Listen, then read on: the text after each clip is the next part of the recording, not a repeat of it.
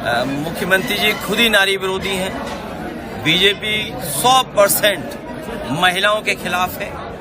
आज अगर हम अपने चैनलों को देखें तो इसमें से कोई चैनल नंबर 1 होगा, नंबर 2 होगा, तो उसका कुछ तो मानक होगा। किस मानक पे हम तय करते हैं? आज सबसे ज्यादा असुरक्षित महिलाएं अगर कहीं हैं तो उत्तर प्रदेश में हैं। उन्हें संरक्षण की जरूरत है, आरक्षण के साथ साथ उनके सम्मान की जरूरत है। उनके स्वास्थ्य को, उनकी शिक्षा को लेकर के बड़े काम होने चाहिए। ये बताएं, स्वास्थ्य को लेकर के क्या काम किया है, शिक्षा को लेकर के क्या काम किया है।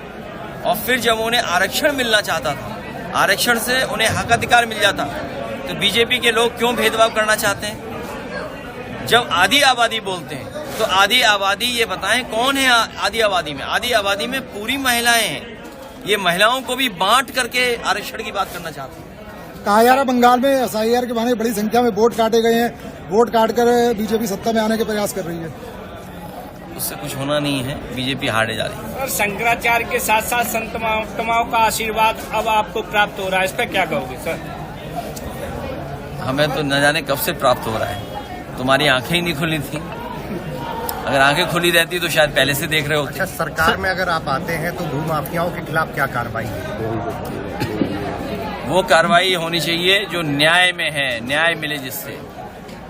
और ऐसे लोगों के खिलाफ जो न्याय का रास्ता है उसको अपना करके भूमाफिया कोई भी हो, कानून से बाहर नहीं हो सकता। सर, लखनऊ मेयर के द्वारा वहाँ पर आप नहीं, मुझसे हम कुछ नहीं कहेंगे।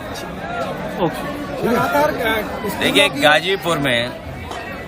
गाजीपुर में एक बेटी विश्वकर्मा समाज की, उसको न्याय दिलाने के लिए, उसके दुख दर्द को समझने के लिए, उस परिवार से मिलने के लिए समाजवादी पार्टी का डेलीगेशन गया।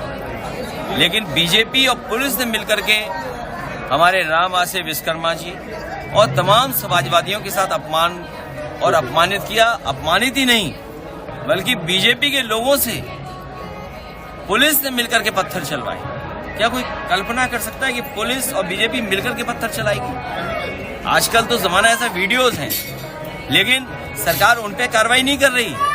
जिसके पत्थर से पुलिस वाला एक ही पत्थर में गिर पड़ा था जमीन पर, वो बीजेपी के लोग जिन्होंने पत्थर छतों पे रखे थे, पत्थरों को आने से पहले इंतजाम करके रखा था, उन पे क्या कार्रवाई की सरकार ने? सरकार केवल समाजवादी पार्टी के खिलाफ कार्रवाई कर रही है, और इसलिए क्योंकि समाजवादी पार्टी जो पिछड़े हैं, जो दलित हैं, जिनके साथ अन्याय हो रहा है, उनके साथ खड़ी है।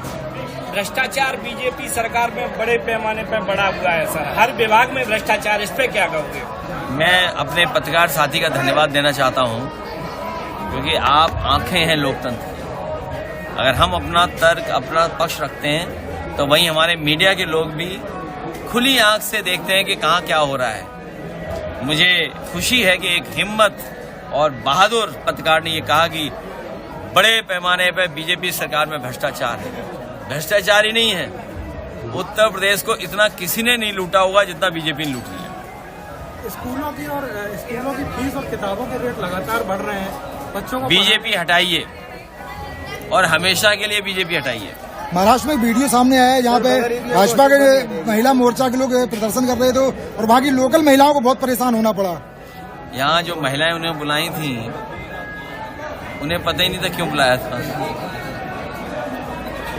और बीजेपी पूरा विपक्ष की प्रैक्टिस कर रही है, क्योंकि उन्हें पता है कल विपक्ष में आना है, और जब विपक्ष में आ जाएंगे हम तो धरना प्रदर्शन करना पड़ेगा। तो उसकी प्रैक्टिस अभी से शुरू कर ली है बीजेपी ने। आप खुद बताओ, जब महिला आरक्षण का बिल पास हो गया, एक्ट बन गया है, तो ये धरना प्रदर्शन किस लिए? किसको जागरूक करना चाहती बीजेपी?